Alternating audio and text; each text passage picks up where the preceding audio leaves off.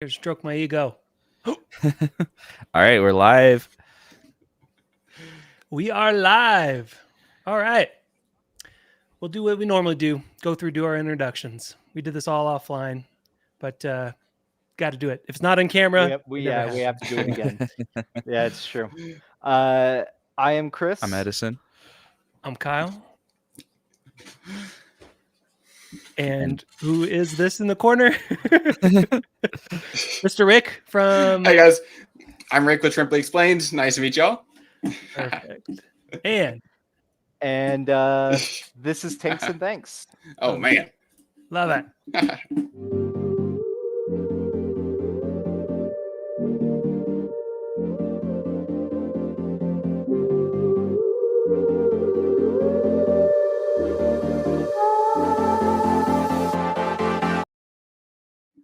Yeah. Oh yeah, it's a lot of fun. It's, I just hit a button and it plays now. Cool. All right. This is the part of the show where we talk about things we did to make sure that we're proving ourselves that we're flesh bags. Yeah, because we're not AI. Yeah. Yeah. So there's only kind of two big things this week for me. One, I got the job as the educator at the Idaho Falls Zoo. So woohoo, everybody. Clap for me. Thank you. Yes, congratulations. Thank you. Could be AI. But secondly, this week I recorded and edited the entirety of the introductory episode of Rocks and Aquariums. So that'll be posted on Monday, hopefully Monday morning. And yeah, it's part 1 of 6. So hopefully everybody's going to be able to watch it and get a little bit of know-how and get what this is going to be about. So I'm excited for that because the extent of my knowledge is if you put an acid on it, which is generally vinegar, and it bubbles, don't put it in your tank. And if it does bubble, don't put it in. If it doesn't bubble, you're good. That's it. So it'll be good to get some more education. I know. See, that's what I'm saying. I can educate myself. This is a good thing, right? Never a bad thing. Glasses. What about you, Edison? What have you been up to? I've been making some progress on the filter design that I've been playing with. So cool. it's coming together. Nice. I just need to work out a few more kinks, but it's close to being done with prototypes. I got a shipment of panda cories, so we've been having fun with those. What else is going on this week? Are they like shrimp where they're always busy? Yeah, they're kind of like always busy, really and then all of a busy. sudden they'll just stop, and you're like, "Are you good there?" And then Are you good, bro? Did you? Where did you order them from, Edison? Aquahuna.com. They're really good. Oh. Sorry, you glitched out. Keep going. Aquahuna.com. They're really good. Oh, cool. I've never had problems with their stuff. They always ship it quick and everything's live. So they're pretty popular. A lot of people use them. Yeah, because Aquahana. they're good. With the filter design, are you and Kyle working together, or are you two both designing separate filters? I don't know. And Edison, you haven't said if it's something that you're going to start selling or if it was just something to play with on your end. A little bit of both. So I got the preliminary thing. Prototype. So it's cool. It's supposed to be like a fluidized bed filter. I don't know if you can see the media in there. You can see in it. Yeah. Cool. I made sure it was clear tube for a reason. These aren't going to be the caps on the final product, but they're just the caps that I have. So it'll be. I'll ship some out to you guys when I get them ready, but it should be fun. Cool. I love it. What are you hoping to accomplish with those that other filters on the market aren't right now? Just having so basically it's I want to have a fluidized filter not inside my tank, because that's the thing I hate about internal filters is that it takes up room in my tank for the fish. I'm I want my fish tank for fish. Yeah. Even just an eyesore. Having them out of the tank is really nice too, versus something in the tank, Right. And it was last night. I actually had a collie loach get stuck in one of my filters in there. I got him Like, out. Had to to like the too intake, like bad. no, just one of those like those bottle filters. The media reactor. Yeah. Yeah. The hole was big enough because I'd messed around with it or something, ripped the hole a little bit bigger, and he had gotten stuck in there. And I was like, "You little dummy, get out, get yeah, out." so I Is had it to, like, okay? yeah, I had to tear it apart, but I had to get a new bottle. But it was Edison. like, am I glitching out again? It's poor fish. It's a bad day for him. That's for sure. Oh yeah. Oh, he's fine though. He's still a Coley Loach. Yeah, gonna do his thing. Yeah. For me, just recovering. I wasn't here last week because I was sicker than sick. This week it's better. I feel like we got COVID round 2 of some sort, some variant or something. So just healing, resting, trying to get through work, put kids down, knock out kind of thing. I too, mini canister. Oh man, Yeah. that one's sweet. I know it's looking good. Hey, So, that looks pro- like the same pump I got to use for mine. Yeah, it's a variable pump on it, which is cool. It'll do 4 speeds, so it'll go up to. I got to test the real world stuff because you never know. Like someone's selling something, it's like, oh, it'll do 100 gallons. It's like, no, it's not gonna do 100. No, So, it's probably not. Is it one of those like deck deal ones or something they call it? it's a China special, Yeah. brushless DC. I just like the variable speed because that Yeah, allows it to I have be. one of those. I found it I'm on thinking like, I'm going to be able to get up from between 2 and 8 gallons with this thing, but I gotta test it out. Messing with the canister too, trying to get clean holes in it that won't leak was difficult for me at this point. But I think I'm going to use another canister. I found a better vessel for it that'll make it easier for me to like drill through. But 2 to 8 gallons essentially come with little mini glass lily pipes, which would be kind of dope. They're like teeny. Oh, cool. So super excited. The idea is True Filter, TRU. They're based out of Hong Kong. The filter's selling for like 130. This will be like around 80, 90. So bringing a cost reduction for the market just to make it more accessible to others. And then the idea is that it'll be fully repairable. So pump goes out, you buy another pump, slap it on, plumb it in, and you're off and you go. So the sustainability of a product versus, if something craps out, then you got to buy a whole new canister, right? So excited for I that. love that. What? I love that feature. Love that idea. Being able to Yeah. actually work on it, fix it whenever it goes wrong, Yeah. modify it. That is fantastic. and another thing I have. So like with the Sun filters, they're great. You can buy like parts, but the problem is that it takes like a month and a half to get to you because it has to come from Hong Kong. Same with the True Filters. That's the thing is I want to have the parts. So I want to have the base model essentially. And then from there, have a bunch of bougie stuff you can add. So like you could cut and do add inline on-off valves. So you could clean stuff and turn it all off so it doesn't lose all the water within it, right? Other stuff like I want to have a mod for a heater that you could put in it. Trying to figure out the logistics of that. That might be Gen 2. But just this filter that you could get as bougie and as simple as you want, but it works well and it's out of the tank. As Edison was saying, you don't want more stuff in the tank. Yeah, I don't know. Just kind of competing. There was another guy on the market, company for this little dude. Petco's selling them like a nano filter, and it's all plastic. It just looks cheaper than cheap. Not that plastic's a bad thing, but it doesn't look like $220 worth of stuff. Like, and I'm not even buying wholesale. I'm just finding stuff on the market that's cheap enough to get a filter put together. So if there was a way for me to buy wholesale, it'd be even cheaper. So the whole thing, all ASG stuff, I'm just trying to make stuff more accessible, better quality, I guess, than some of the other big box companies that kind of take advantage of the situation because they're big box. Looking at you, Fluval. Yeah. Just helping the hobby along is what I'm trying to do, basically. But excited. Hopefully, a couple weeks have it. And kind of go based off of that. By the way, Edison, my son's son just gave out this morning after 4 years. So I just ordered a new one from Amazon, and it'll be here on Monday. So like, just out of sheer spite of not being able to find parts for the one that I have, it's like I don't care. I'm just gonna go buy another $50 one and let it last. Well, yeah, and They're that's the pretty nice cheap. thing about the Sun Suns. They're like cheap. just over. Rick, what have you been up to this week? Good one. Let's see. A lot of work we're getting very busy at my like main job, which has to do with water quality, like instruments, water quality sensors. Oh, yeah. So all of the water chemistry is kind of in my alley here. But otherwise, I am learning how to play disc golf. My friend's getting me into that, and just trying to get out there, try to throw the disc straight or as straight as I can, without hurting myself is the key. So that's been fun, because I also managed to, like, I don't know if I cracked a rib or like some sort of, I felt a pop when I was at the gym the other day on like doing some rows, and it just has not been feeling great.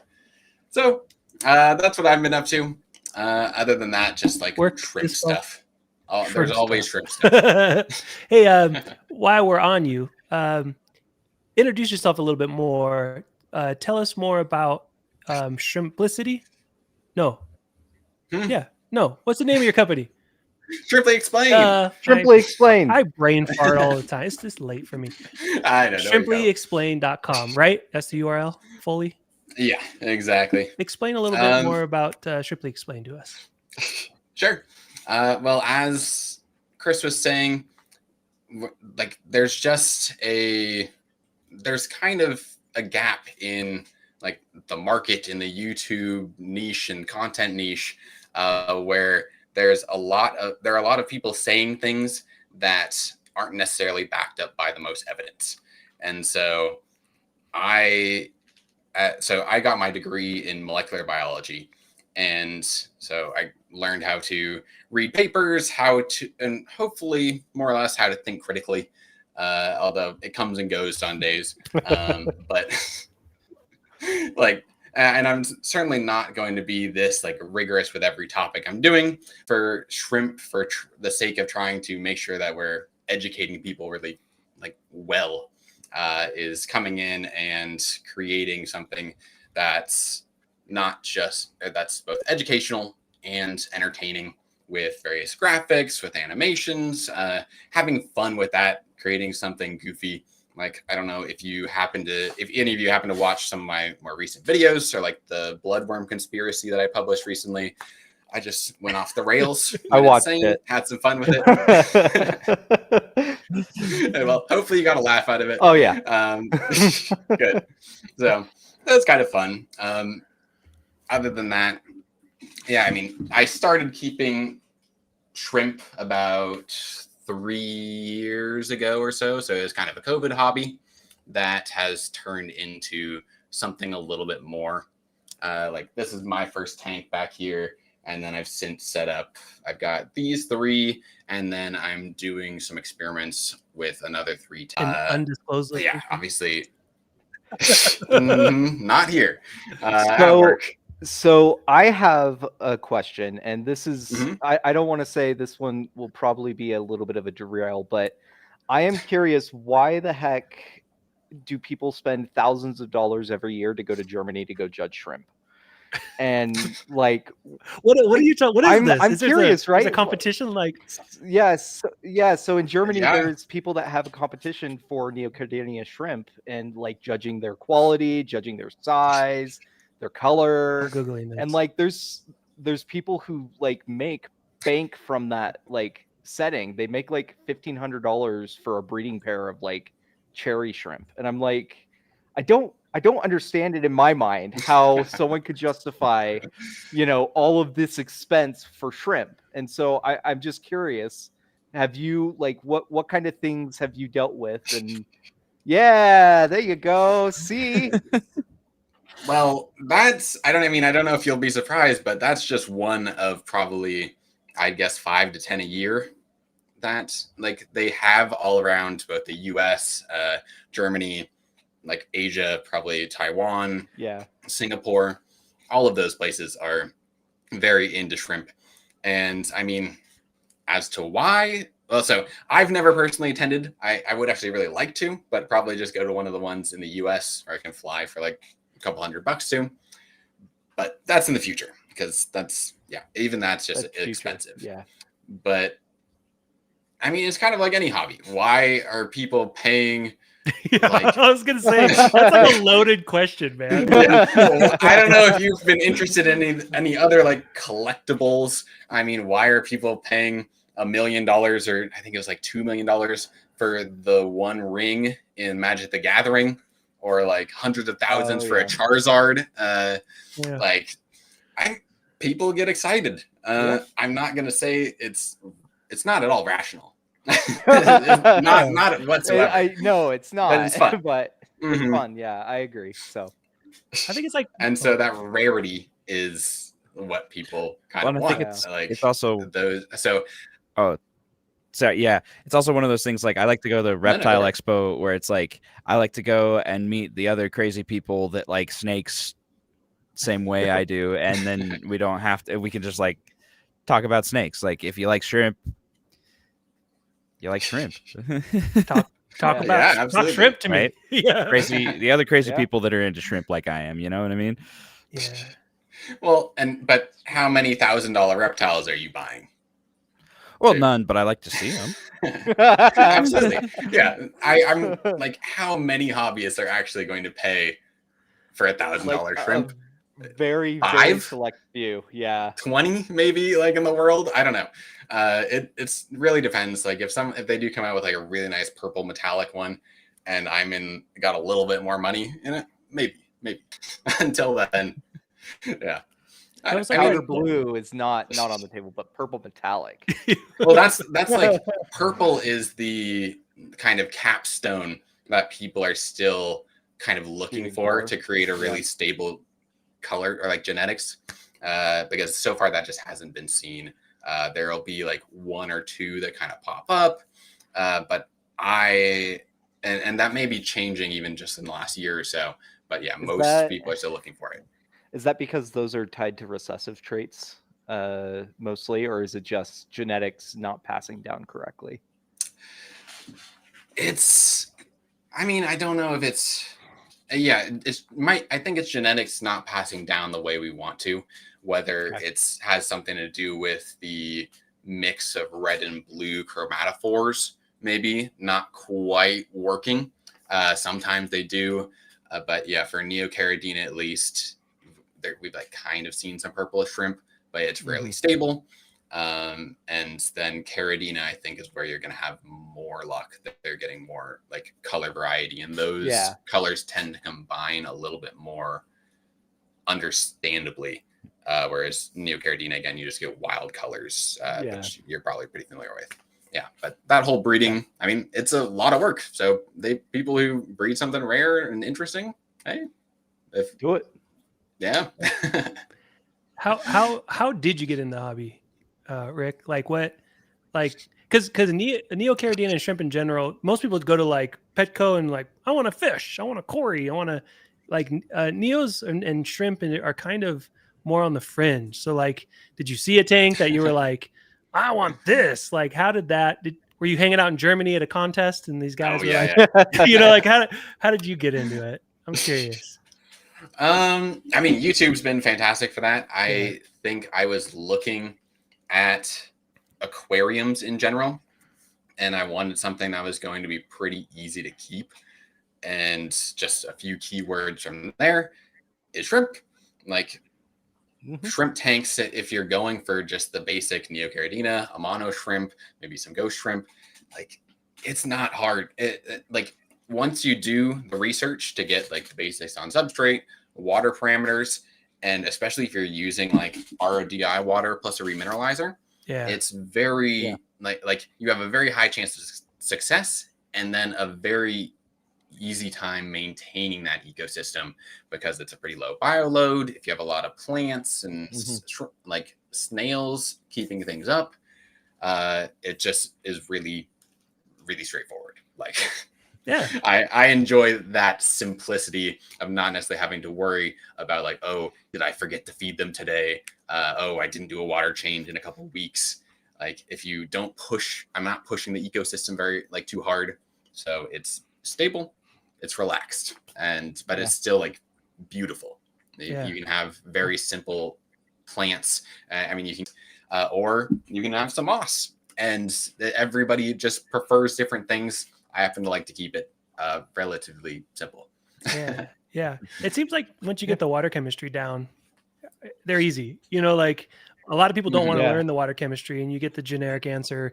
Well, the pH don't have pH swings, and you're good. Like it's nothing to do with adjusting or water quality by any means, hardness and stuff like that. So once you get Yeah. over that hurdle, I feel like they're pretty easy. You know, like you said, you got to feed them. Like you can be gone. I was gone for a month, and earlier this month, gone for a month earlier this year, I should say. Didn't even feed a handful of them for a month and came back and they're all fine. You know, like versus fish, you know, and they start kicking the bucket when you're gone. So I Yeah. love it. Absolutely love it. Yeah, and I think we'll get into this a little bit later too, towards our big discussion. But one of the things that comes to mind is it's odd to me that invertebrates are so hard to keep in salt water and like keep perfect, right? Because they have such narrower range of tolerance, right? Comparably to fish or vertebrates. But everybody I've ever met that has kept shrimp in freshwater environments all love it way more than any like vertebrate or any type of like fish, just because it's less, those range of tolerances are less likely to change. So Okay. It's in more reef setups, they're more sensitive to change. yeah. Oh, Huh. not, I mean, most reef setups and saltwater setups, you need to dose for your calcium and magnesium because of the range of tolerance just moves so drastically kind of as it evaporates and as your salinity changes too. So it's one of those things that a lot of people will keep a clownfish, right? But they will never keep an anemone because they can't keep it alive because of those very narrow bands. So That's weird. I had that reef tank for almost 2 years, and then we had a natural disaster hit our area and lost power for 5 days. There's no way I was keeping that thing alive. But I found that between the salts that we have now and this thing being small, I can do little 5-gallon water changes on it, no problem. The parameters were super stable, aside from calcium because I had not calcium, carbonates, alkalinity because I had SPS growing, and pH would crash too. That was all over the place, which was odd for me on a water chemistry side of things to understand. But I generally mitigated it with soda ash, sodium carbonate, and because I was doing the water changes, it wasn't enough to build up sodium with that whole balling method to avoid, you know, sodium ions just taking over and there's not room for anything else. It's oversimplification, but between dosing some of that a couple times a week and water change, it was like super easy to maintain a reef tank because I've generally heard that super difficult, you know, like, or you're dosing all this stuff, but it feels more like if you had like a 500-gallon, you couldn't be doing, you know, 25% water changes weekly because that'd be super expensive. Then you have to be dosing, and that would be difficult for sure. Yeah, and I guess that's also kind of the reason why I'm coming from where I'm coming from, right? I just got out of a job where I was taking care of 32 reef tanks, right? And so like when it push comes to shove, those were all over 70 gallons easily. And so like when it comes down to it, it is a lot harder to throw those out of whack, but it is possible to nuke a tank very easily. Right? If you're not paying attention. So like there was an employee that left a siphon running overnight and it basically siphoned out to almost a quarter of the tank. And this is partially why I left, but one of my bosses, they were like, just fill it up with RO water. It'll be fine. And then every single coral died. And they're like, why did all the coral die? And I was like, because you dropped the salinity and you've ruined the cycle, man. Like, I'm sorry, but like you can't like remove 75% of the water and then just add RO water. It's not how this works. Is it really that dense? I mean, I'm not even a reef. I had one reef tank for almost 2 years. That was it. If you watch anything BRS, you would have known that was a bad idea. Well, that's just basic chemistry. If you know anything about molarity, you know that's going to drop the salt level by that's dumb. You know, 3/4. Yeah. Dumb. Well, now you know you're not working there anymore. I guess an They did- anemone is considered a invertebrate because it's an animal, but Yeah, it's considered a jellyfish. Yeah. jellyfish. Yeah. Interesting. Well, and It's a jellyfish that's stuck in its polyp stage, technically. It's weird.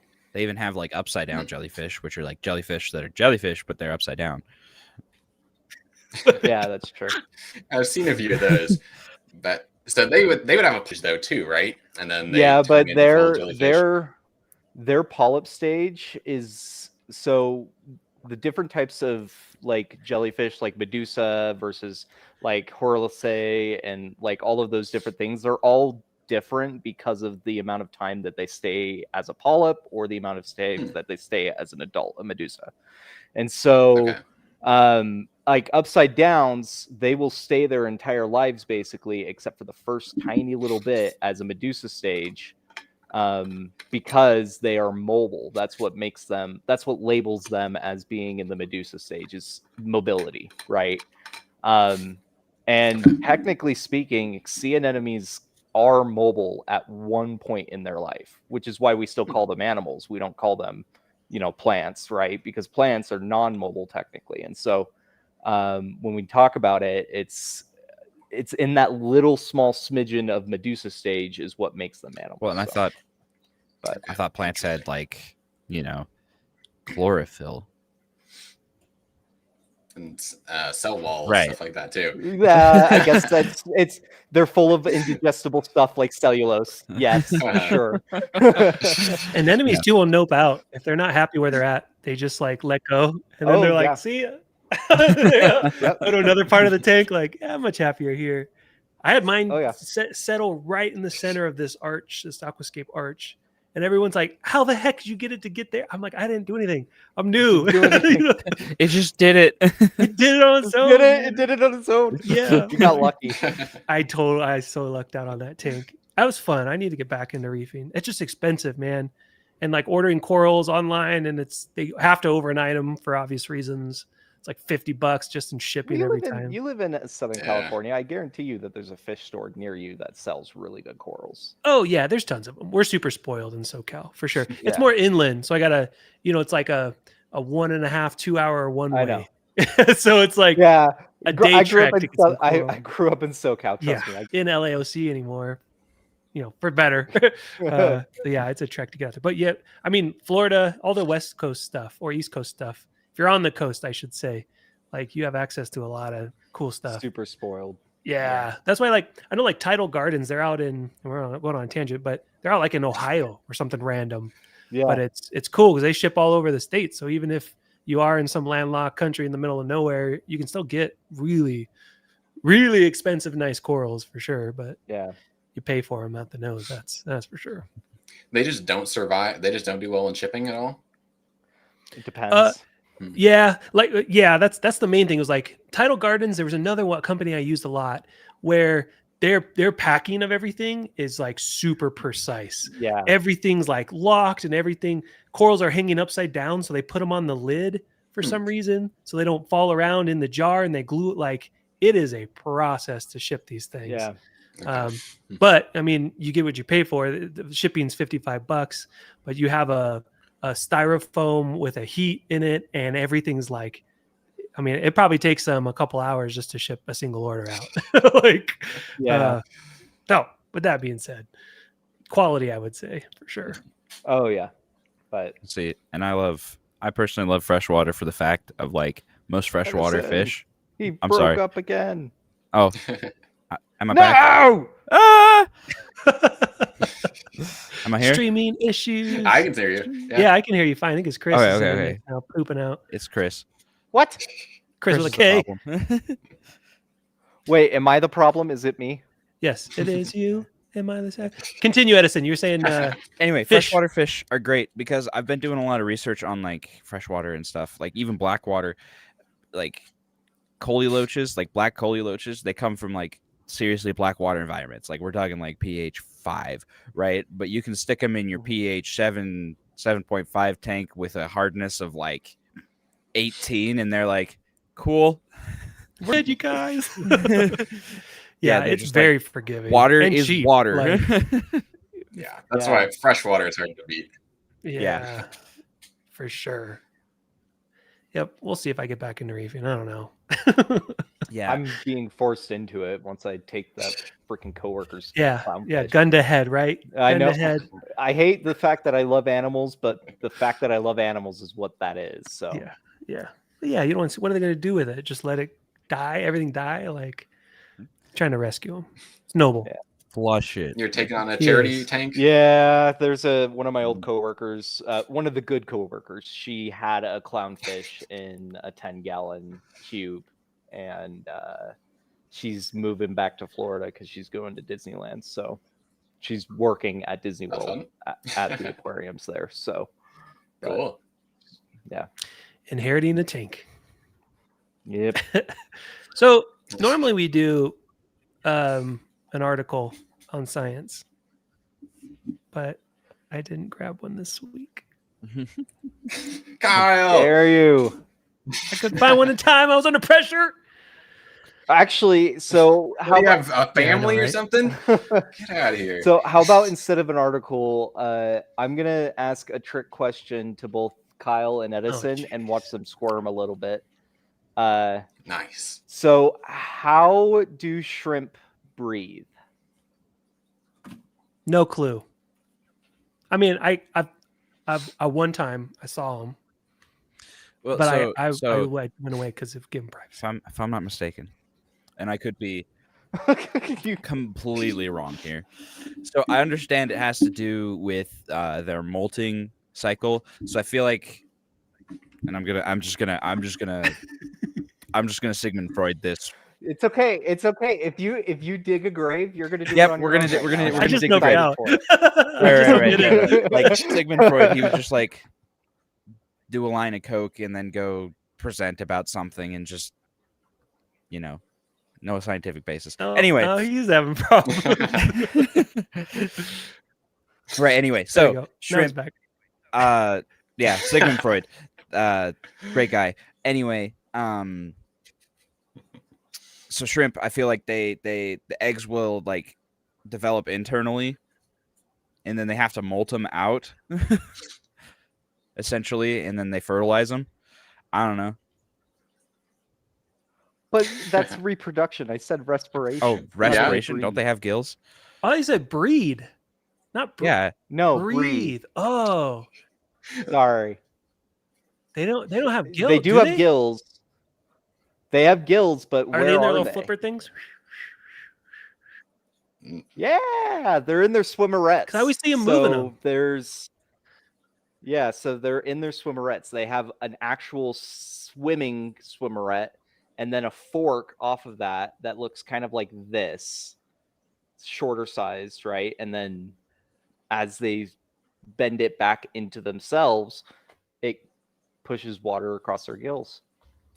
Oh, Okay, wait. so- Sorry. I thought you were almost saying that they have gills in their swimmerettes. You're swimmerettes, saying yeah. when they're No. moving, that brings water across their gills. No, Okay, yeah. So okay. their I was scared that I swimmerette. knew nothing. Yeah, no, their swimmerettes are next to their gills technically. So. Gotcha. Okay. Hmm. Okay, so it's the gills are almost part of like abdomen body area. Well, no. So hang on here. I'm Yeah, gonna pull up. Let's Yeah, are you saying like Hold the on. water movement that they produce with their swimmerettes like pushes water across the gills, like underneath the carapace? No, Okay. You're so no, confused, so- Chris. Yeah. We're so confused. We need a diagram. Let's see. How do you?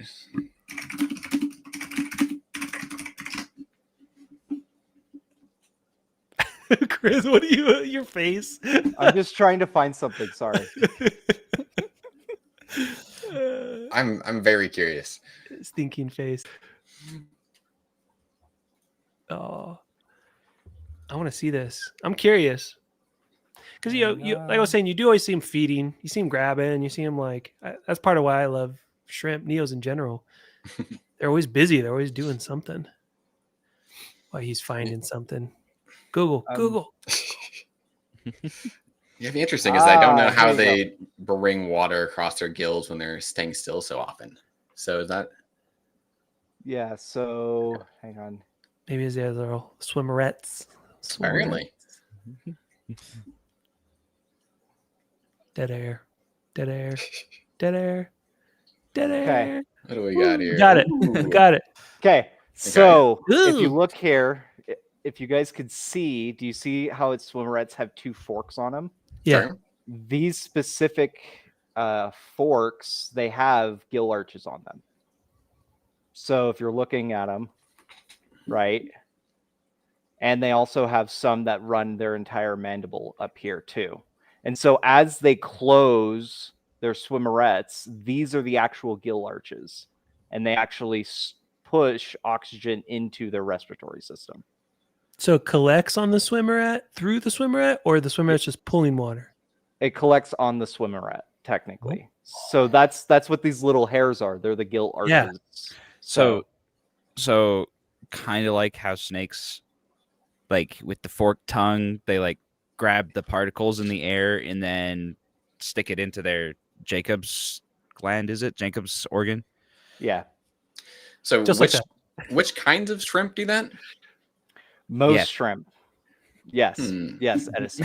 Okay. Because I didn't see like the typical gill hole in that diagram that you see, like that you can see on Neocaridina on their carapace. It by probably their, like, it might towards their not be eyes, so- Neocaridina then, or it might be outside of Caridina shrimp specific. Large shrimp use their swimmerets for like actually collecting oxygen and respiration. That's Okay. why if you remove the basically if you yank off the swimmerets off of a crayfish, it'll eventually die because it can't breathe. So Do they also have gills like on the side of their body, the gill openings? no, so that's Okay, their gotcha. only gill. That's their only gill structure, and usually the way that they're structured is more of like those hair gills instead of us or fish. They have super arched, like basically they look like rakes, right? That's what they're called. They're called gill rakers, but for them, theirs is low amount of movement, lot amount of surface area. And so they'll end up having kind of like this patch of like, 5 or 6 kind of lamellae that are next to each other on those swimmerets. So that way they can have the most amount of surface area possible. So they don't need to move around all of the time if they don't want.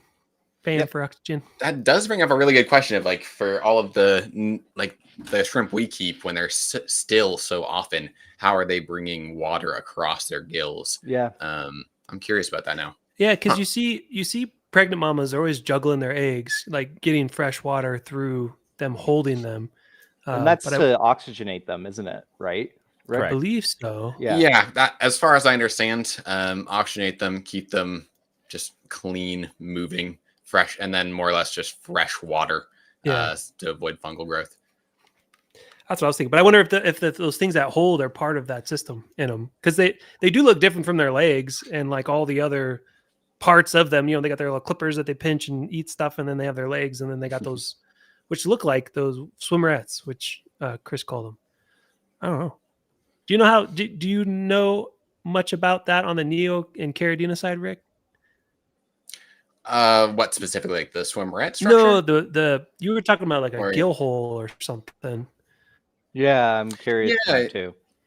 You can absolutely see the gill hole on most of them. It'll be like kind of a like whiter or darker spot, just a little oval on the side, and that's where the water just runs through and then goes into the rest of their body.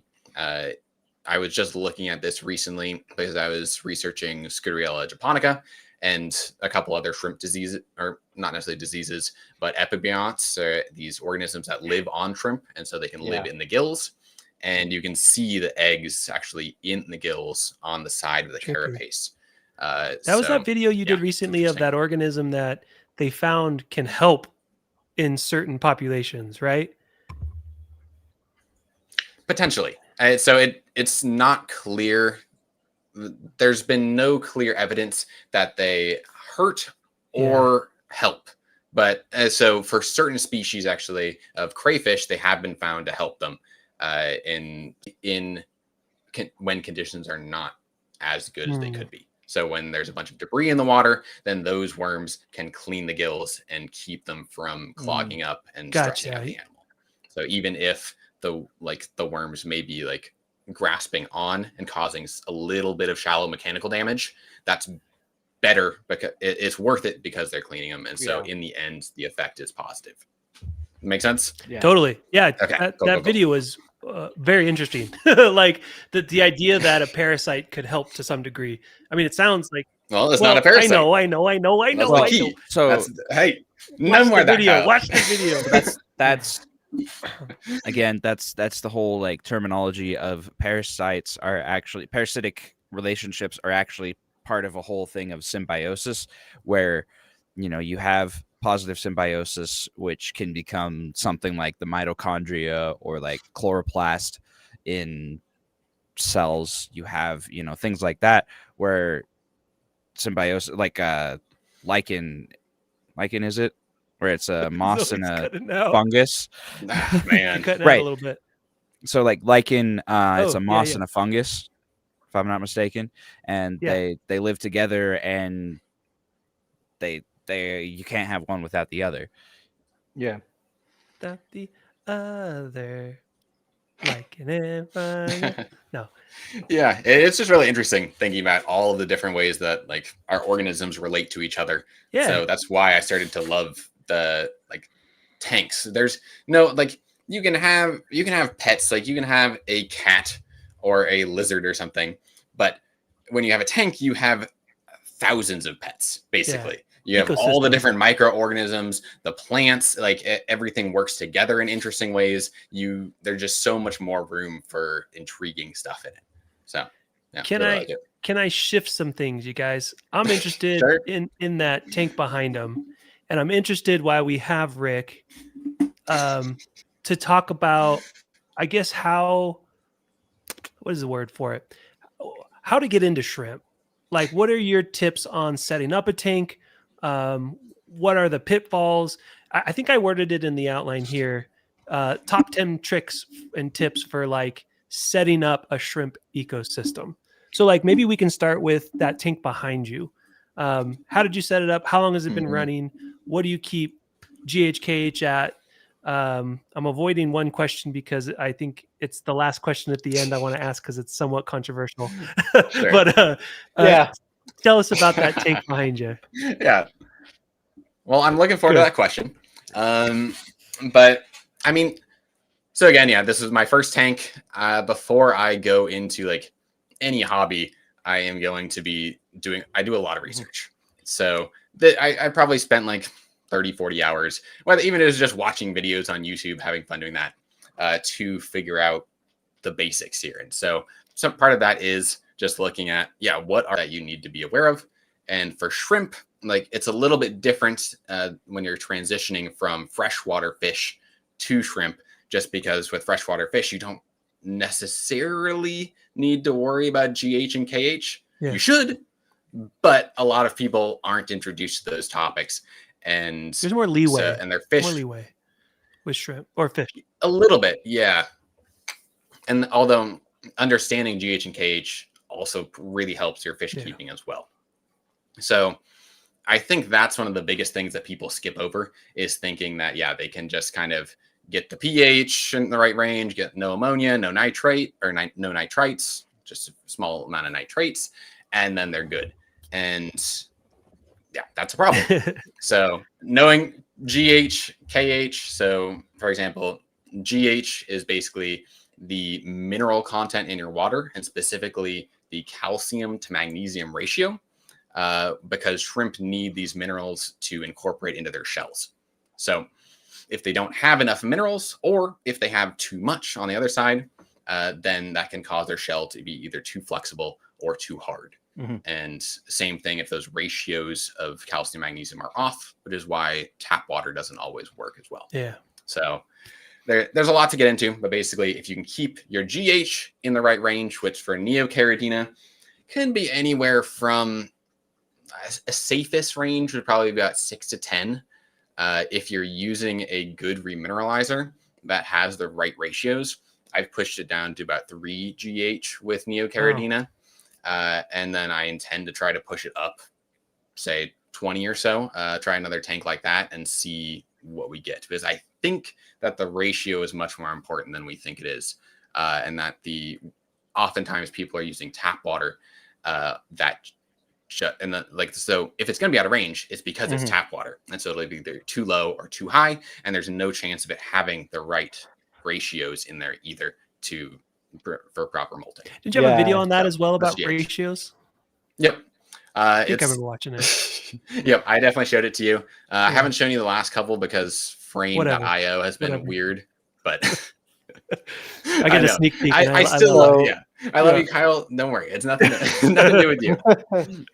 So, and I think this goes on to just how important that ratio is, but the tap water is so detrimental to that ratio because it depends on where you are. So, for instance, if you lived in Kansas, Oklahoma, Iowa, anything Great Plains area, right? That all is covered by fossilized aragonite seas, which is high in magnesium carbonate and low in calcium carbonate. Whereas here, where we're all on the West Coast, right between the giant divide of the severe orogeny, right? Everything here is, well, okay, so like the giant mountain building event where we used to, so Cretaceous dinosaurs here, we used to have a giant inland sea in the middle of all of Utah, basically, right? Lake Bonneville. And so when the country got, that has nothing to do with it, but okay. But when the U.S. got pushed together and that inland sea went away, that uplifted a whole bunch of really ancient kind of calcium carbonate rich seas, which means here my tap water has extremely high calcium content with very little magnesium content. And so things like that is kind of one of the purposes, obviously, for my, series that I'm doing on rocks, but it's also just that ratio is what really determined what we labeled the seas as over the last 2 to 5 billion years, right? So, So ratio, it's more about, because this is where a lot of people get hung up, and I'm glad we're talking about this, because all of our groups, Rick's in the groups too with Facebook trying to help out, and it's awesome. But there's people who are like hardcore, like 6'4", like that end, really low, and then people that are doing like in Vegas that I help, their tap water's like a GH of 22, and they're fine. But you get this like, wow. So then like, what happens if I took a fish from Vegas that was bred in a GH of 22 and I toss it in one of Rick's tanks that has a GH of 8, but the ratios are like golden because he's Rick, obviously, and he knows everything about shrimp. Like, is that shrimp going to be healthy, happy? Like, no. Do you need to keep it in 22? Like, questions? Why? So go for it. This happens with live bears a lot. Like I think it was last week we were talking about live bears disease. Basically, live bears are, typically bred and raised in hard water, very hard water, if not brackish. And when people bring them home and throw them into their tank of just tap, stressed, and they get weird. Always when he's making a good point. I'm so excited. What's he gonna say? Okay, yeah.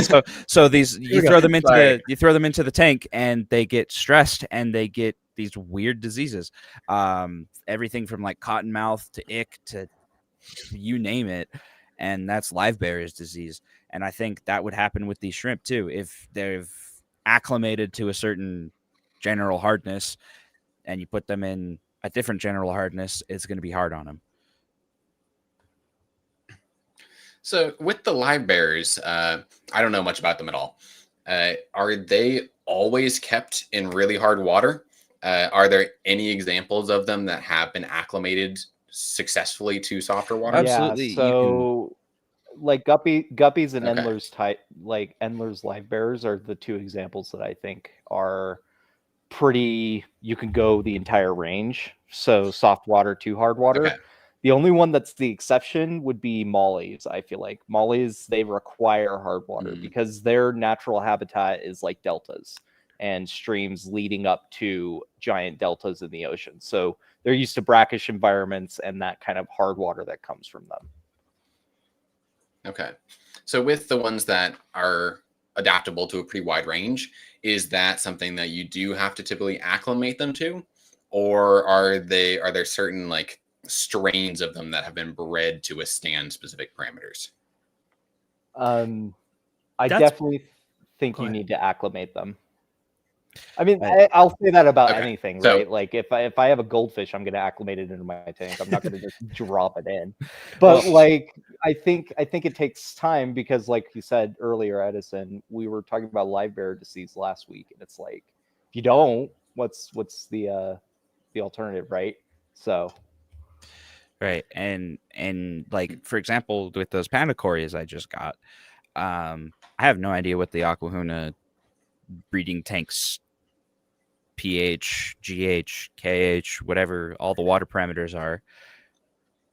They don't. I think give they those do, but parameters? I just acclimate my fish and they're fine. I didn't look. Right. You don't just like dump them in there. I didn't- You like set them in there. You let them adjust the temperature. You put some water in the bag so it's got like half and half, and then it's, you know, you keep adjusting them a little bit by little bit, so eventually they have more tank water than shipping water. So then they're more acclimated to it, because it's kind of like, you know, if you walk from it's like when you jump in the hot tub and then go jump in the swimming pool. So it's a little bit of a Shocking. shock. Yeah. Yeah. And you can imagine that with the fish. So Rick, Well, I mean, you can actually die. People can die from jumping Yeah. into too cold of water, right? They just have a heart attack. They're gone. So yeah, shrimp can do the exact same thing. And that would be my kind of second tip, basically, is drip acclimation. A slower acclimation period in general is safest. yeah, oh yeah. Now, I do think that we probably overemphasize it to some degree. And there are certain circumstances where I'd actually say that a plop and drop method might be better. It does depend a little bit. So, for example, something that I've been doing, I mean, we talk about shrimp being pretty like sensitive to change, but so I've taken shrimp from this tank, which is about 10 GH, brought them into 3 GH water within about 2 hours of acclimation. They did fine. I've also gone ahead and taken shrimp from this tank and put them into some of my more like Chordates focused tanks. I actually didn't acclimate them at all. So I've done this for 5 or so shrimp. Those tanks also were about 10 degrees cooler.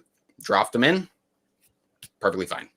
So I think if you have healthy shrimp stock, so probably not ones that have been freshly shipped across country. Yeah. Those are probably going to be very stressed. Yeah. But if you have healthy ones, maybe from like a local breeder, it's not necessarily going to be a horrible thing to do like a plop and drop and not worry too much. It might be better in some ways to just get them in the tank.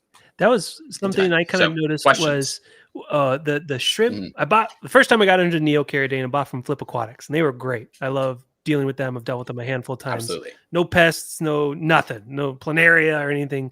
They quarantine and do all that stuff. Great. Drip acclimated, was doing everything that everyone told us to do from research. And it's like they're just so paranoid about acclimating, drip acclimating, all that stuff. After getting really comfortable with them and how hard can I push these Neocaridina with, high TDS, I'm like dosing EI method in this tank, injecting CO2, which everyone says, oh, they won't breed. Massive colony injecting CO2, dosing copper in the tank actively every day. So like, no problems at all. I did push it too far. I will express that, but I wanted to see where the break point. I want to see what the break point was.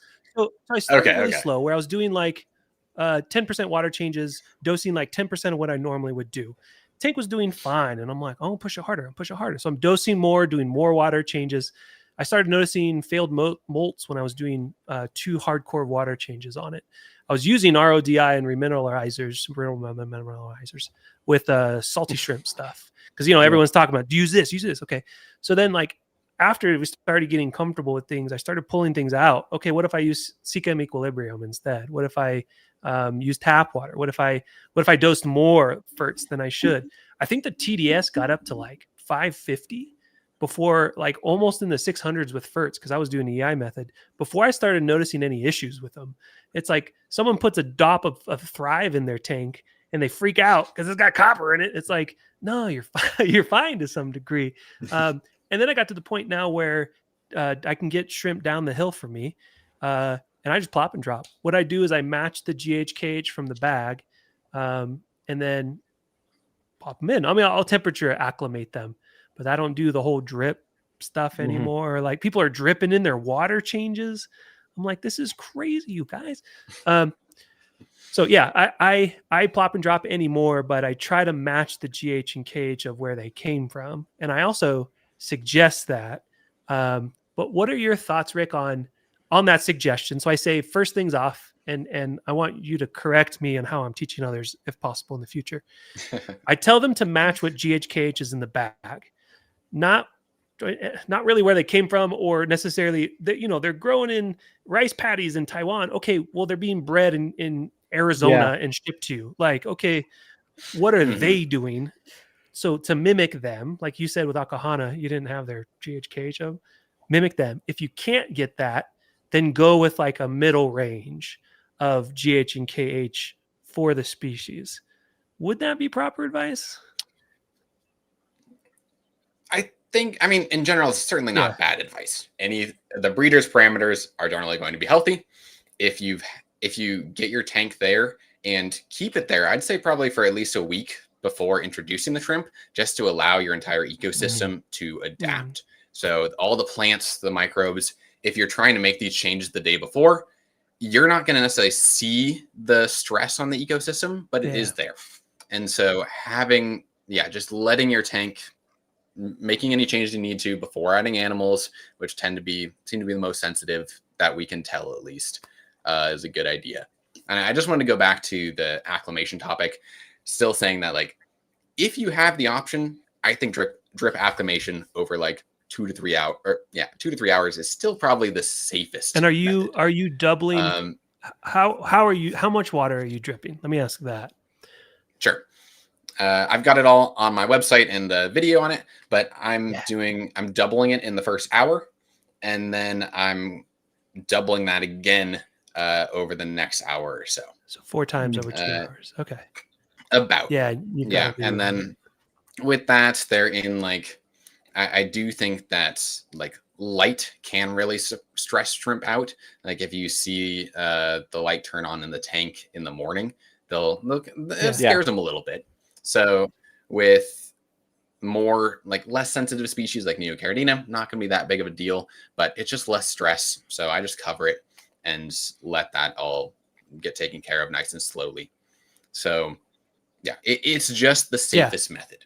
Now, the time where I would say that drip acclimation is not the best is if you have if you're putting them into a tank with high pH. That's the one time that I think it's a problem, because so let's say, especially if they've been in shipping for a long time, they could have 4, 5, 10 ppm of ammonia in there potentially. I don't know exactly how much that actually gets to. But if they get lost in shipping or something and then come to your door, it can be pretty high. And if they're in 7 pH water, your tank's at 8.2, you start dripping that in, you're increasing ammonia toxicity 10 times. So even if you're quadrupling water, you've just created a much more stressful ecosystem. And so that's where plop and drop might be better. Yeah. So would I go ahead and tell that to a beginner? I don't know. I don't think that they would understand that ammonia triples or it's logarithmic. No, they wouldn't understand that scale. Yeah. So it's difficult, but I'm. Did you guys have any questions about that? Do you feel like I explained it pretty well? Yeah. No, that's cool. great. I'd also say even in the reefed world and almost all, I guess, invertebrate world, right? One of the things that they always talk about, especially if I were to just go out and like buy an echinoderm, right? Like if I were to go buy a starfish, one of the things that it has on the website page that I bought it from would time for this amount of, water or whatever it is. But push comes to shove, your tank is going to not your tank, but your species that you're putting into your tank is going to readjust to it fairly well, right? Because that's kind of the whole point of range of tolerance. If they're within the range of tolerance of that species, sure, they might be a little uncomfortable, but for the most part, they will survive. Yeah. If your tank is healthy. If your tank is healthy, adapt. I guess that's the Caveat. aspect there, because Caveats. Fine print. Yeah, it was kind of weird to me because I spent all of my entire college career learning about drip acclimation and doing all of, everything right. And then when I worked at the aquarium, he was so scared of getting parasites from whatever place he was ordering from that he wouldn't drip acclimate anything. He would just be like, okay, take the fish out, throw it in the tank. How does that prevent parasites, though? I'm confused. Again, who knows, the dude? same guy with the I'm RO. glad I don't work there. RO water in the salt water tank that had been 3/4 drained. Just put RO in it. That'll fix it. Yeah, that makes me really sad. Just pour RO. Well, I mean, you gotta I guess pour RO over it. I guess in the grand scheme of things, there's a bright side at the end of the tunnel that I am currently going through with PETA to try to make something happen to him. So I heard a little bit about that on your previous shows. Good. Yeah, it sounds like that needs to happen. They're clearly not AZA certified. Of course. They couldn't. Yeah, exactly. Money. No, they couldn't. Yeah, they couldn't be either. Money. Jeez. Okay. Well, I realized, Kyle, I didn't quite answer your question about like how important is it to match breeder parameters, and just going over that real fast. For less sensitive species, I'd say like Neocaridina, a mono shrimp, probably not super important. That used to be much more important when they were first coming into the States being imported, like early 2000s, 2010s. They were much more sensitive. Now that's not so much the case. And then that's even getting to be the case, I think, with crystal reds moving into the Caridina. But as you get into the more sensitive species like the bee shrimp, I would try to match the breeder parameters there. They've been bred there likely over 10, 12 years. They're still sensitive. I wouldn't take any chances with something that expensive personally. Yeah, that's true. Yeah. Yeah, because that's generally one of the biggest questions I get answered. And someone will, many times we see in these groups, they're like, oh, my Neos got wiped out in the course of like a week or two. Like, what's going on every day? And then you always get the water parameters are fine. It's like, no, they're not. Otherwise, they wouldn't be dying. And, the first question the water parameters that are fine. Yeah, that's what I'm saying. What you're testing is fine. And then I ask, what is your GHKH? I either never get an answer back from them, in which I can't help them. Or I get I don't know, I didn't test that. There you go. Yeah. Now you need to test. But it's hard because a lot of times these people buy, a lot of times it's blind leading blind. So you get someone buying on eBay, not that there's anything wrong with that. And then they ask them, what do you keep it at? Oh, a TDS, a 220. It's like, what the hell does that mean even? Like, that could be all KH and no GH at all in the golden ratio, which I'm very interested in hearing more about. But no, you think you did a video on that. So there's a video, I think, on your website or YouTube. There's no specific ratio on GH-KH. GH ratio of minerals that make up GH. Yeah, calcium, magnesium. Yeah, clarifying that. Everything's dying. I tell them to test, and then they haven't tested. But then it's like they can't go to their breeder because the breeder's just giving them TDS. And then I'm like, what do I tell them then to some degree? So it's, I don't know. What is the middle ground? What is the middle ground you can tell someone GH-KH? Is it like 8 and 4, 8 and 3? Like what if you had to put Neos? Yeah, I'd say 6 to 10. Yeah, 6 to 10. I think if you're getting below 6, if their water is a little bit low in magnesium, a little bit low in calcium, you're just pushing the limit there. And then above 10, same sort of thing. But you're just, if your water is naturally at that point, it might be imbalanced. And actually, Chris, I was wondering, so you were talking about like the aragonite composition earlier, right? Yeah. I couldn't find much good information on like what percentage of aragonite is calcium carbonate versus magnesium carbonate online. I looked for so long. But you're saying that some can have a lot of magnesium in them? Yeah, so I'll have to have Kyle give you the book after I send it to him. But in geochemistry, right, you cover a wide range of topics, but mostly it's cation replacement and percentage of that cation replacement, which calcium and magnesium swap in and out pretty regularly between those two, right? But at least in that book, from what it said, it's anything over 70 to 30%. So it's 30%, it's 70% magnesium to carbonate or magnesium to calcium content. That is considered to be an aragonite. Okay, I need to take some notes. Anything, and it's the exact reverse, right? So if you had 70% calcium, it's considered a calcite C. But it also goes on further than that too, right? Because obviously I wouldn't call it, what if it's 60 to 40, right? I would still call that pretty aragonitic, right? I wouldn't say that that's really, So the percentage dictates the label? Technically, yeah. Interesting. I didn't know and that. It also determines what compound it is too, right? So there's two minerals in play. There's dolomite and calcite. Dolomite is literally just magnesium covered calcite. It's magnesium switched out calcite, basically. All of the ions have been dissipated. Just on the surface. Just on the surface and in some of the lattices. But when it comes down to it, they both fizz, they both react with acid, right? Because they're still a carbonate. It's just one of them you have to scratch the living heck out of in order to actually to get it to react. So trippy. See, so that is the information I needed like 2 months ago.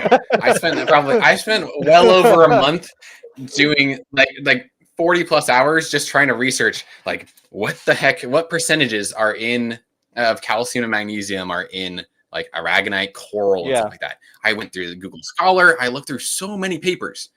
Where is this information? Yeah, so again, I'll have to send it to Kyle first, or I might send it to you first. No worries. But I don't know. But there is a book. There is a book. There's a book. Okay. Nice. There is a book. It's I don't want to say it's been the go-to for geochemists but it has been, and it has basically everything from differentiation of all elements, beginning of the world, all the way to groundwater measuring and that kind of stuff. So like, cool. It's got everything in it, which is great. The book. Knowing that, what I would love to see. So, I mean, it sounds like you can actually estimate when your tap water, or if it's coming from the ground, when it would have the right ratio of minerals for shrimp. Yeah. So you can theoretically get a map of the United States and of the world generated to tell you if your tap water was likely. And I don't know how to do that. I mean, it'd be something I'd love to do, but I don't have That'd be fun. Regions, Christian, take an afternoon, see what you can do.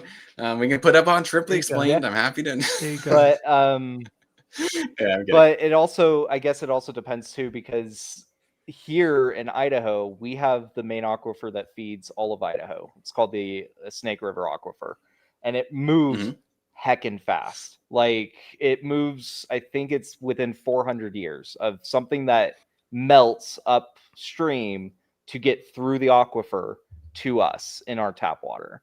And so we are going to start seeing the effects of human kind of intervention and dumping and pollution on the aquifer starting fairly soon. And so that is kind of interesting, right? To be able to map those zones on, I live on a well. Is it, calcium, and how much longer will it be calcium? Right. Yeah, interesting. Not useful unless you're a shrimp keeper, but right. or I guess also a reefer, but like someone using tap water. I don't know. That's kind of, I guess, always the positive to doing RO water, like, and how how random tap water can be. Like, I was helping someone who it rained recently. There was a lot of ammonia that ended up popping up in their tap water due to just that whole system everything going through after it rains, ending up in tap water.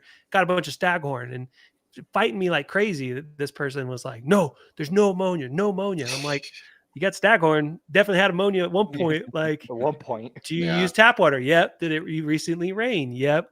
There you go. It's enough to like poison your tank for a bit, and now you got staghorn. So yeah, pushing the RO thing, like we have 100% control. And you get those people who are like, don't chase pH. It's like, we're not chasing pH at that point. We're like mixing up what we need and then using that. And we have so much control over that as far as keeping parameters where they need to be, right? Mm-hmm. Yeah. Total. If you have the option, just so much easier. And then helps with troubleshooting. You know, my water's good. Yeah. What else is the problem? I don't know. Do you guys actually use RO water in your fish tanks back there too? Or use tap? I use tap. I can't. There's no way I can get away with an RO system in my apartment. There's Gotcha. I'd put it in and then they'd be like, what the heck is this? Downside. Yeah. Well, and I started using tap in my apartment many years ago. Oh, go ahead. No, you finish, Kyle.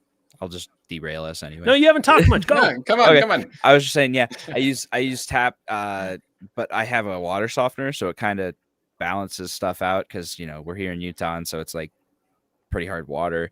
So yeah, I kind of control it with a water softener, but it doesn't really mess with the KH too much. But it's kind of interesting to see how much like my fish just don't care to a degree. What? They're just like, water is water. What is your KH coming out of it? 'Cause normally I see the GH will be like 3, 4, and then your KH is like 16 out of a water softener. I think it's like 3 or 4 GH and then like 14 KH. Yeah, they're pretty high generally. Yeah. Well, that means you have a lot of sodium in your water then with the water softener. Is that ever a problem? I haven't noticed a problem. In fact, I think it tends to do a little bit more good than bad in fresh water, considering that they always wondering need what salt. happens if you were to dose like a potassium rich like either a potassium rich like fert or like just trying to get plants to grow a little bit better with potassium. Like that's one of the biggest mysteries I have is this tank right here. I had to put plastic plants in there because anything I throw in there just dies. But like this tank over here, I put anything in there and it just explodes. Yeah. Different systems. Do you have like different substrates, different lights, what's different between them? Just about everything except well, there you go. Yeah. I tend to see people that are on water softeners deal with a lot of hair algae, filamental algae and BBA. I don't know what the cause of it is, if it's the high sodium, but for some reason, BBA in general loves people that are on softening units. Well, and they also have phosphate like reactions in those water softeners. Oh, well, there you go. Like they have phosphate filaments that you put in them. Oh, well, there you go. And they also have sediment filters too, but like, yeah. Sediment doesn't take out phosphate. I know, but they have I think they have both a carbon filter, a sediment filter, like diatomaceous earth, and then different rod filters of different types of things like phosphate or alkalinity, those kinds of things. Yeah, the phosphates would do that. The crazy thing is that this tank that I had to put plastic plants in, it doesn't even grow algae. Nothing likes to live in it. The fish don't care. The fish are just great. The beta, happy as ever. Mountain minnows, great. There's a Perstilla tetra that his whole group got torn apart by some bullies in a different tank, and so I had to throw him in there. He's just with the mountain minnows. Doesn't care, but he's fine. The pygmy cories don't care. It's like, okay, but I cannot grow a plant. Yeah. I guess this leads to a controversial question, which I want to ask. What? Go for it. What is your water change schedule like? What do you suggest? And I'm kind of curious about this too. Yeah, because water changes. Yeah. Okay. What are you doing for water changes? Because that's a big thing. Everyone says don't change water, drip it back in. Like I noticed if I did the 50% that I normally do on planted tanks, you get premature molting, which issues with that. what is your schedule? What is your whole thing around water changes? I want to get the lowdown on that. One really depends. If Perfect. Moving on. Yeah, exactly. I think we're done with this. Let's go. Let's see. So we've got one, obviously high nitrites, ammonia. Those have to be changed. That's when you start doing water changes. Anytime if you start to see like your TDS creep up above where you want it to be, then obviously there's something else also going on with your water. This is a good idea to do a water change. So there are generally, those are when you like need to, or if you're seeing a problem in the tank, if you accidentally add like a plant that hasn't been properly washed and it's got some copper like stuff on it, then that's going to be a problem.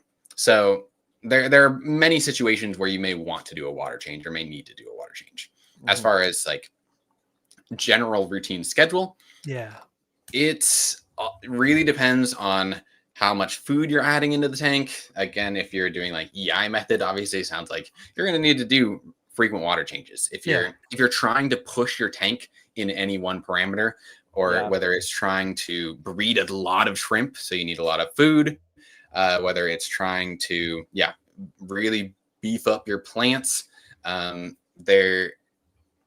anytime you're pushing something, you're going to have to do more consistent water changes. If you're not pushing things, if you're keeping your ecosystem just stable, letting it be, not trying to overfeed, not trying to get too many shrimp and not seeing too many snails or just any too high of bioload, it's going to be more stable. Yeah. And then you don't have to worry about water changes that much. I just wanted to add to that. I agree with you. I agree with you wholeheartedly. However, let's hear it. I think you don't need to do as many water changes for almost everything, right? If you have the same parameters that you're trying to go for, you're not overfeeding, you're not overstocking, you don't have a ton of algae bloom, you don't have a ton of things that you're trying to push. However, the definition of TDS is total dissolved solids. And if you don't remove those, eventually you're going to bounce the concentration up high enough that minerals could pop out of solution. Odds are that will never happen in your home aquarium, right? When does that start to happen? So that happens literally at like the concentration gradient for calcium carbonate, which is the one mineral I would suggest like would happen. It would happen well over 80%, right? However, I guess liquid rock. I guess it would be like parts per trillion at that point, not just parts per million, right? And so, however, you're still pushing TDS into a tank, and so maybe not like a water change every week, maybe not a water change every month, but maybe a yearly or every 6 month water change, just getting some of the total dissolved solid concentration down, so that way you can prevent that concentration gradient getting further and further out of whack, right? So I agree. Absolutely. I agree with you 100%. It's just, I think when it comes down to it, those things need to happen sometimes. So, well, and I guess fantastic point. Go ahead. Oh yeah, I was just gonna say, obviously do water if you've got high nitrogenous waste. Perfect. Definitely. Perfect. But I guess for the long haul water changes, you can be, if you don't have like a good way to measure TDS with calcium carbonate, you can always measure your carbonate hardness to double check. So, question, because I'm like you, Rick. I like to know the whys.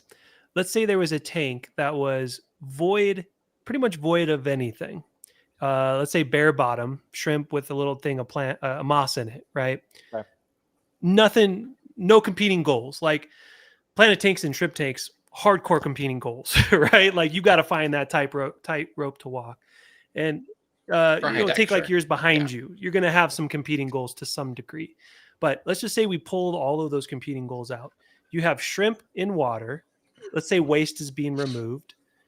At what point is it even possible? This is an ignorant question for them to like completely absorb water down to a point where the water is no longer viable for them.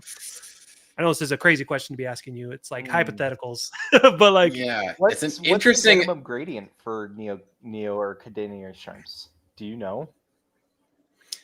gradient. Do you mean kind of like the Yeah. ratio that I'm talking about, like Yeah. calcium, magnesium? Okay, so I've got just a couple different data points that I'm kind of extrapolating from here. One is the remineralizer ratio. So I'm using a saltwater calcium test and just diluting it so that I can get it into like actually see the freshwater ratios. And then I'm calculating the magnesium concentration using that calcium concentration. Yeah, I agree. Yeah, and the GH. Yeah. Cool.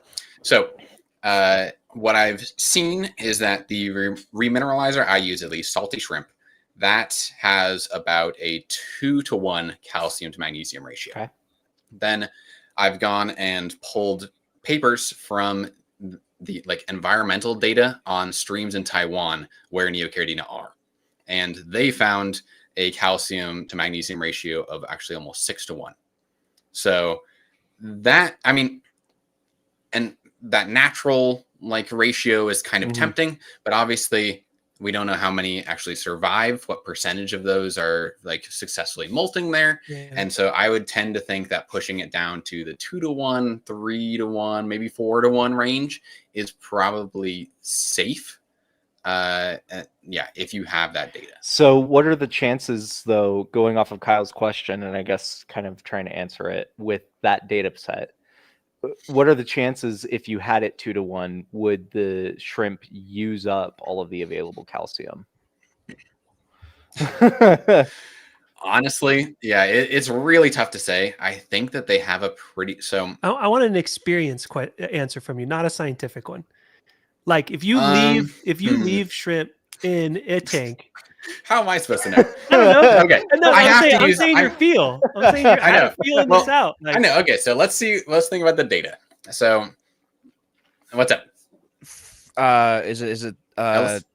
what is it? First law of thermodynamics, or what is it? I don't know. Matter cannot be created or destroyed. You put a shrimp, you put the calcium in a tank. The shrimp are gonna live. They're gonna die, and the calcium goes back in the water. Long story That's short. true.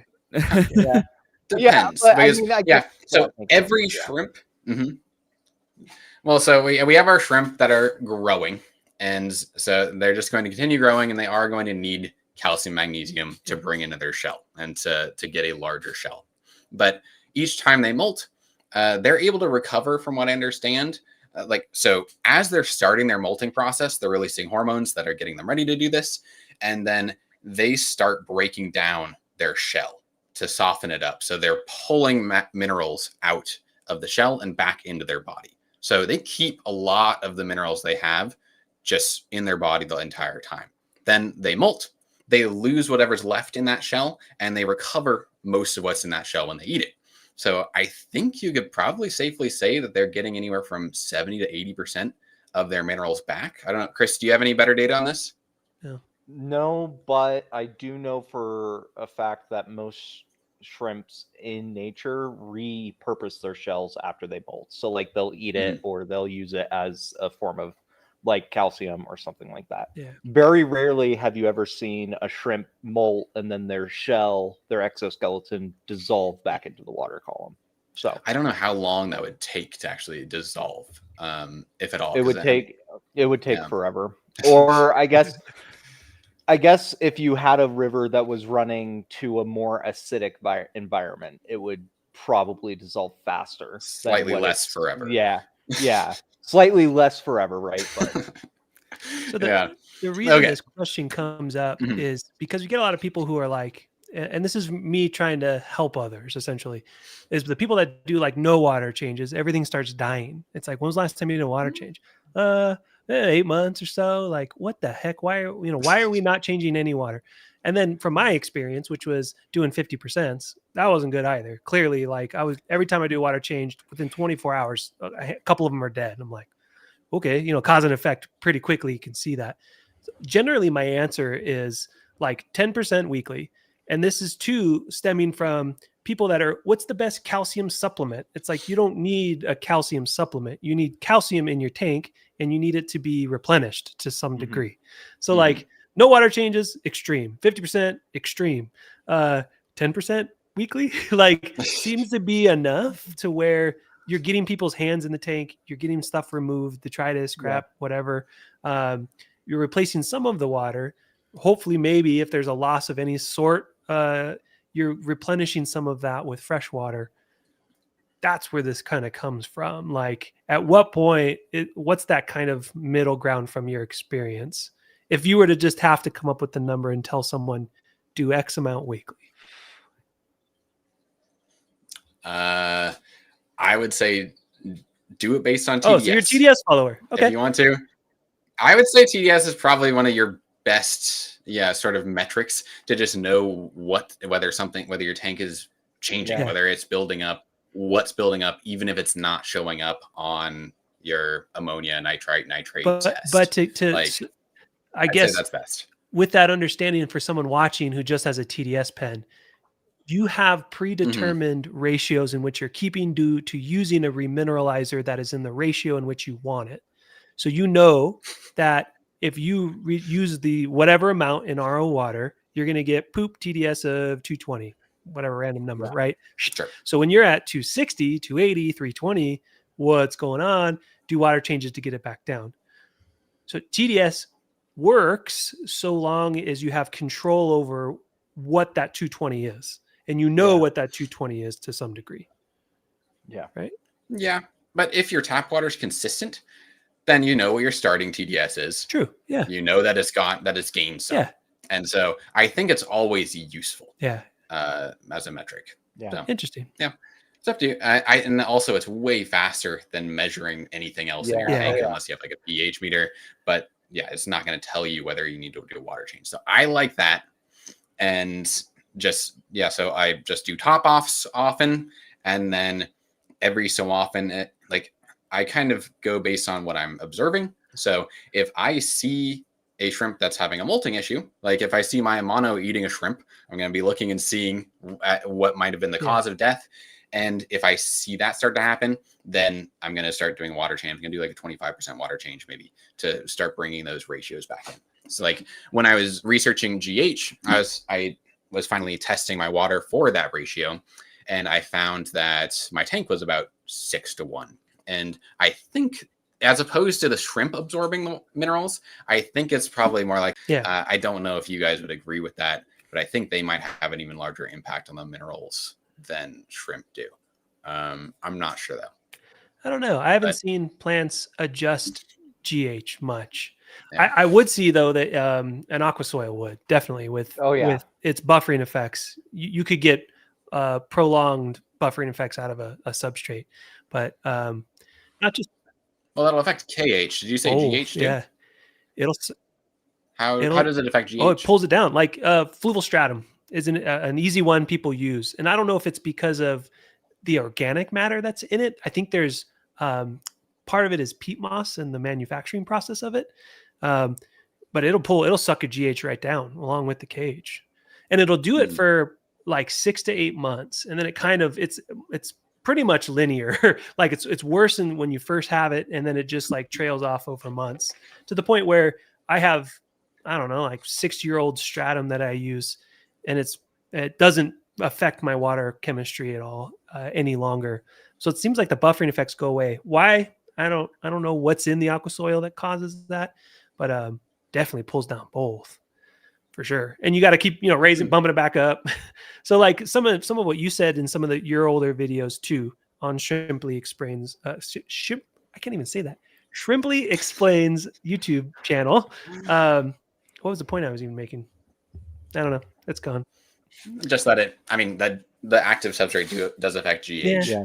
I'm curious how much of an effect you guys have seen. I've only really used fluval stratum, admittedly. Yeah. And I'll be honest, maybe it goes down like 1 degree hardness over a couple months. No, you know what? It's a good point. I don't know. It doesn't change much when you're using RO water. I don't know why. Very little. People that are using tap for some reason, it pulls it. Like there's a younger kid I'm helping now. Shout out to him. He's at like a 12, and it like went teaching him how to adjust water chemistry, and it's a good practice for that to some degree. But I notice when I use RODI water, I get less of a swing. I don't know if it's because it could be because some of the age of the substrate to some degree, but does anyone know the chemistry there? I know that they're like peat moss eventually like chelates the ions, and so it can capture it and keep it in the substrate. But other than that, I'm not sure. I how guess it would affect in general, it would be all about the solubility of those ions, right? Because if, for instance, and we already kind of touched on this earlier, but if you had a potassium-rich substrate, you wouldn't be able to have a very large KH. I don't think that that's possible because KH is based off of sodium content, and potassium is the exact opposite cation, kind of like how magnesium and calcium are kind of in play, and potassium and sodium are kind of on that same scale, right? And so I could imagine that if you had a potassium rich, anything that had a cation that potassium loves to attach to, so like hydroxide or an NO3 or something like that, like nitrate, I feel like those could affect your KH. But outside of just me guessing that, right, that's really not documented very well. So okay. So sorry. You just mentioned that sodium affects your KH. Could you explain that a little bit? Yeah. So sodium, your K. What am I trying to say here? Because you can dose with soda ash in order to change your KH, right? So, hang on. sodium carbonate. Sodium carbonate, exactly. And it's because the sodium. Hang on. I need to look this up. Yeah, no worries. I don't. Google to the unlike, rescue. Unlike Edison or Kyle, I'm not going to dig myself a grave immediately. So if I'm not mistaken, Yeah. Edison, you want the Mhm. sodium carbonate. If I'm not mistaken, Oh, sodium carbonate, it has the carbonate, so it's like Na2CO3. So it'll actually take up 2 hydrogen ions depending on the acidity of the water. So it's going to change your pH, which will actually change the bicarbonate ratio, which I believe KH is measuring both carbonate and bicarbonate. Yeah, so I guess Correct, that yeah. it's sodium doesn't technically change it. It's just a cation that binds to bicarbonate that could change it. So, Well, those won't be binding very much in water, right? I mean, they're kind of an ionic bond that just splits in water, I believe correct? sodium always is soluble. Yeah. Along with potassium. So I'm curious, but okay. Well, so you're saying that potassium substrate, though? Yeah, potassium technically is soluble under certain conditions. And so I guess not to get in too far detail, right? But there's 3 conditions that can cause chemistry to go out of whack. There's pressure differences, there's chemical differences, and then there's heat differences, right? We've seen this in nature, we've seen this in real life. If I literally boil a pot of water, I could fit more salt into that pot of water. That's a heat difference. A pressure, you're literally pressurizing something to the point where the melting temperature's dropped, and then you could force more stuff in it. We see that with outgassing and partial pressure in the atmospheres. And chemical, when the concentration gradient gets high enough, you can force reactions to happen in a different direction than what you're expecting. So a good example of that would be if you have an overabundance of nitrates, you can actually have it go in reverse. You can have that reaction start to deteriorate your nitrates and be basically horrible. But anyway, all 3 of those things. Never in my life have I ever seen an example of sodium just magically appearing, right? But what I have seen an example of is really cloudy water happening because carbonate is just abundantly available, and it's all of a sudden to just kind of mesh together. Potassium has the ability Interesting. to become a cation that things bond to. So in that sense, right, where you have sodium or potassium is not soluble in water very much. However, if you get the concentration good enough of the carbonate, it will start to bond to potassium.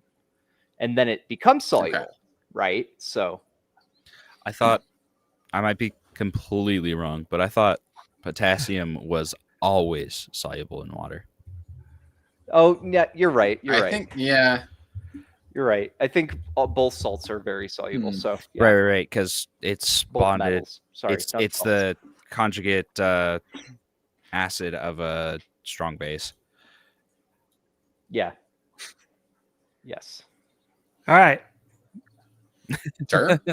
What were we talking about before? Water changes. We're getting late. Yeah. at this Water point. changes. Okay. Is there anything you want to add to water changes, Mr. Rick? Yeah, there are a couple Please, interesting points continue. there. Try to wrap it up. Okay. Where were we talking about? I was trying to force you. I was forcing you to put a so- number on it. Yeah, I think that, I mean, if you're going to, I'd say like 20% every 2 weeks. So I mean, 10% a week, 20% every 2 weeks is not a bad idea. It's if you're trying to just be safe, good call. I think that you can have a very safe system with fewer, as long as you understand what you're doing and you've got the tank set up well. Yeah. But there are breeders, like I saw one. So I think it was Calvin Wong. He's a famous Singaporean breeder, I believe. And so what he does for his water changes, he will take out 50% of the water. He will add in his minerals. He just squirts it all into that remaining 50% of the water. And then he drips in the water over the next like hour or so, it looks like, to refill it. So during that time, you've got a much higher mineral content, like concentration, than those shrimp are normally used to. And these are very high grade Caridina. They're fine. Yeah. So by doing this schedule, his theory was that any shrimp that can't survive this sort of schedule are not ones that he wants to be selling to his customers. Yeah. So if you do you can think about it as actually toughening the shrimp up to some degree. If the shrimp can't survive like a 20% water change, something's wrong. Whether your tank may have an issue. The ecosystem is not healthy. Yeah. And so the shrimp that are the least healthy are not going to survive. Survival of the fittest. And so it's interesting because, like, from your experience of experiencing molting problems after adding water and not doing probably as extreme of a change as Calvin Wong, but still he doesn't have any molting problems. So there's a lot to still unpack there. And I'd love to do more research. And it's funny too, because I would do the same thing he would do. I would, not necessarily. I would remove the water, put back RO, and then remineralize in the tank. And the community is horrified by that. Especially the ones that are dripping back in, right? Yeah. They're perfect water. Fine. They were fine and breeding. And that's what the reason I was smiling as you were talking. I'm a survival of the fittest dude. I'm going to do what I need to do to some degree without pouring bleach in the dang tank, because that's just a dumb move. I'm going to do what I need to do to get a healthy colony together.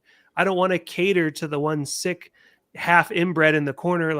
We got to keep them alive. No, I don't want those genes in my colony to some degree. Yeah. And it's harsh, for those of us that we're taking care of living things, and we need to be respectful in us being guardians of these creatures. But to some degree, I don't want the weak in my strain of DNA and all that stuff in the colony. So very similar, but it's interesting that your inclination, your gut is similar to mine in that sense of our experience of keeping neos. Well, that's all Kelvin Wong. I did not think about it that way until a couple weeks ago. No, you were saying 20% every other week. 10% weekly. Yeah, that's just safe. Are you more low and slow? Would you rather do 150% water change or 5-10% water changes? At least I'd probably go with 5-10% water changes. It's just safer. Yeah, low and slow. I agree. Yeah, it feels that feels better, I guess, to not be shocking things, less extremes in the tank in general. Yeah. Chris, one thing I'd want to hear from you so he's re-adding the minerals and bringing up the concentration and then dropping it back down. So that's leading to a high ionic concentration in the water. So the shrimp are not going to be absorbing as much water through osmosis. They won't have as much of a like pressure on them. Whereas if you're doing it with RO water first and reducing that pressure, then they start to feel squeezed. They're bulking up with water coming in. And so that might pressure them to like trigger their molt early instead of when they feel the shrinking with the salts coming in first and not having that pressure. What do you think about that?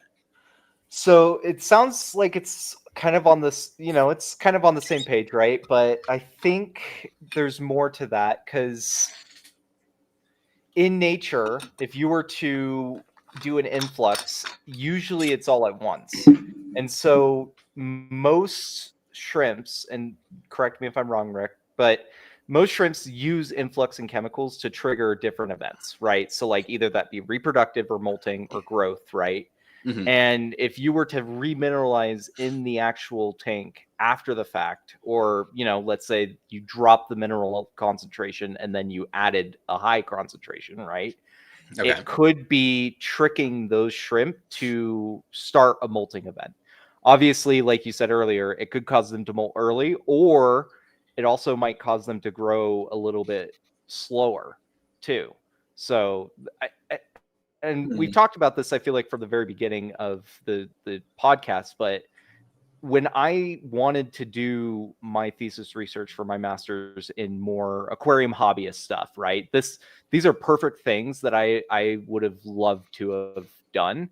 But then my master's advisor's like, no, you can't do that. Right. Yeah. And so when push comes to shove, we have a really good understanding of it, but unfortunately, I don't think we're going to be able to figure it out until a very long time from now.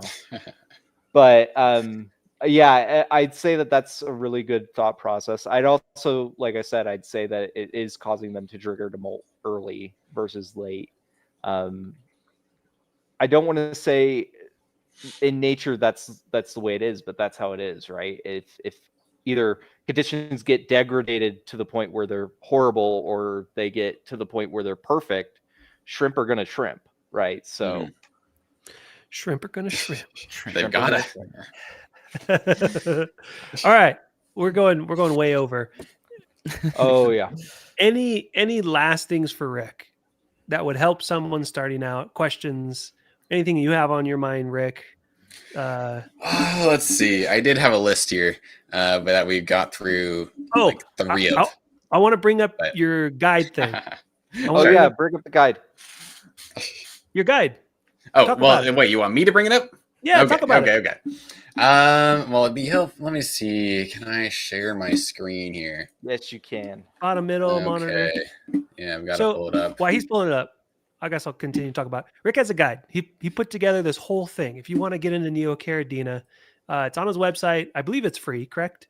Like free for an email? It'll just be, sign up for the mailing list, and then you'll be getting this free guide along with a bunch of other cool shrimp content. Boom. So basically all of Rick's research time, expertise in other life skills that present itself in shrimp keeping. Look at this thing. Scroll down for us. He's got graphics. He's got, this is awesome. So you got pretty much everything you could want here for like the basics. And now we're not going to get into any of the more complex stuff we got into. I'm not even talking about like GH ratio or anything. It's just a little bit more complex than what I think beginners need. Yeah. But yeah, got all the various tank equipment stuff. Filters, setup, establish an ecosystem. Which I'd love to talk to you guys about another day, maybe. Yeah. And then tank mates, foods, maintenance. There's a list. I hope that in that tank mates section, it just says beta and then no further explanation. I know. Take your beta, people. Pour them in your tank. Yeah. Well, what do I have here? Every fish has a slightly different personality, like betta fish. So what works in one tank may not work in another. Yeah. That's kind of, it seems like they're very hit and miss. a quick and easy way to Yeah. explain. I've just always known betas just to like massacre every shrimp tank that Yeah. I've ever kept. Like I'd put them in and they'd be like gone. Yeah. No one's recommending it, but people No. keep trying. And, okay, you do you. Good luck. No, I it's saw okay. I saw a video on Discord where somebody was like trying to figure out why their Neocaridina shrimp were dying, and he's like, "I took a time lapse of my beta," and they're like, "No," and Chasing the him. beta would just stare at the shrimp. It didn't eat them, didn't maul them. It would just just Just it scared them to it death. frightened them to death. Just mad dog them to death. Fall asleep. I dare you. I Oh. mean, yeah. that's So- the thing about betas. Where do people get this? ShrimplyExplained.com? Yep, ShrimplyExplained.com. Let's see. So basically just going ahead here. And then the Shrimp School. And right down here, Neocaridina 200 series, the guide to cherry shrimp. Perfect. Hopping right here, and your email, and there we go. Off you go. So you got a whole guide to kind of get you started per se to answer some of these questions. I'm sure that we're going into Keeping the it deep way end. simpler than we're doing right now. Yeah. Oh, We're yeah, doing no, hypothetical stuff. Yeah. Like, so this is awesome. This is an amazing resource. Part of the reason why I wanted Rick on here for some of those starting out, even for us, even experienced hobbyists, kind of being able to geek out with this stuff is pretty awesome. Any other questions though, Chris or Edison, or something blurred out prior to us signing off, since we're going way over? It's been fun. Yeah, Well, I'm Shrimps is probably gonna bugs. have to keep in exactly. I'm getting that tattoo tomorrow. Yes. grossly need to hit at least, scientifically like- inaccurate. Yeah, at least 100,000 subscribers. Maybe after that. We'll Done. see. Done. No, I was just gonna say, I guess in closing, but I'm probably gonna have to contact Rick after this just to try to figure out that map thing for him, just because it sounds like an awesome thing to do. So It does. No, I've got too much on my plate right now. I super appreciate. Well, okay, it'd be really fun. I'm very tempted. I don't know how to do it though. Well, get in contact, and when you Yeah, guys have some free Yeah. extra That'd be time, cool. because that does sound like something fun to have, at least data wise. You know what I mean? yeah. Sure. All right. Other than that, okay. Closing comments. Just, I think that everyone should continue to be really curious about your tank. Like, there's so much that we don't know about literally every organism in there, and just our observations can lead to some really interesting discoveries. So, just, I hope everybody enjoys their tank, keeps learning. That's all from Shrimply Explained. Well, we appreciate you coming on. We'll Yeah, definitely thank- have you thank back so on. much for man. coming on. Yeah. It's a pleasure. I'd love to chat with you guys more. Because I don't have anyone. All of my real life friends are like, shrimp. Oh, okay. Yeah, what are you okay, doing, bro, sure. in your room somewhere? Yeah, You eat them? cool. Yeah. Yeah, that's the common joke. So I'd love to geek out with you guys more. Thank you so much for having me. Yeah, of for course. sure. Thank you so much Yeah, for and coming next on again.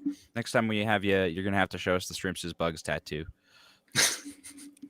Okay, we'll see. Well, depending on what you get. I don't. We're not an I know. 18+ channel. Mhm. All Okay. right. Well, great to meet you all. Hope you have a great rest of your night, guys. Yeah. Bye. We're gonna do our little outro. The outro. Okay. Yeah, we're My gonna bad, do my the bad. outro. Hold on. And hit the Outro. right button.